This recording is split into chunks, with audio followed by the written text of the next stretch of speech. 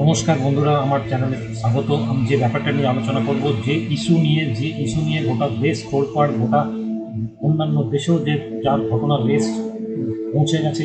আমরা প্রতিনিয়ত ভারতবর্ষের প্রত্যেকটি শহর থেকে শুরু করে পশ্চিমবঙ্গের গ্রামাঞ্চলেও এই নিয়ে আন্দোলন চলছে। আরজি করে যে তরুণী ডাক্তারকে যে একজন বিজেপি যিনি এমডি করছিলেন, তাকে যে খুন এবং ধর্ষণ করা হয়েছে নৃশংসভাবে, সেই যে ঘটনা, এই ঘটনার কিন্তু এখনো পর্যন্ত কোনো সুরাহা হলো না। কারা দায়ী? সরকার পক্ষ কেন দায় নেবে না? ডাক্তাররা জড়িত অবশ্যই আছে। শুধু একজন সিভিক পুলিশকে দিয়ে যে ধরনের আমরা নিউজ পেপার মারফত যে ধরনের আমরা ডেভেলপমেন্টগুলো জানতে পারছি, যে সেখানে একাধিক ব্যক্তির পায়ের ছাপ, হাতের আঙুলের ছাপ পাওয়া গেছে সেই সেমিনার হলে।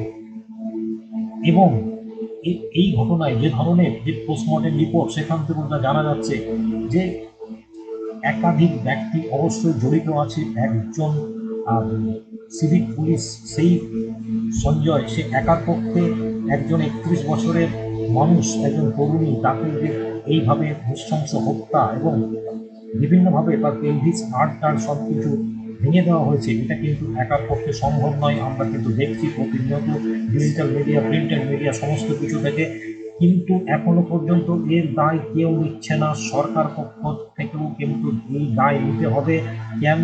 যে স্বাস্থ্য দপ্তরের যে শিক্ষা এবং স্বাস্থ্য দপ্তর, তাদের যে আধিকারিকরা, যে মেডিকেল এডুকেশন, যে স্বাস্থ্য ভবন, তারা কেউ দায় নিচ্ছে না। মুখ্যমন্ত্রী ইস্তফা অবিলম্বে চায়। যে নির্যাতিত তরুণী, তার মা কিন্তু প্রচন্ড টেনশনে আছে, তাদের পরিবার, তাদের পুরোপুরি ভেসে গেল পরিবারটা। তাদের দায় কিন্তু নিচ্ছে না। মুখ্যমন্ত্রী ইস্তফা চায়। যে প্রিন্সিপাল, যে সন্দীপ ঘোষ, তাকে কিন্তু ডেকে পাঠানো হচ্ছে অনেকবার, 6বার ডাকা হয়েছে।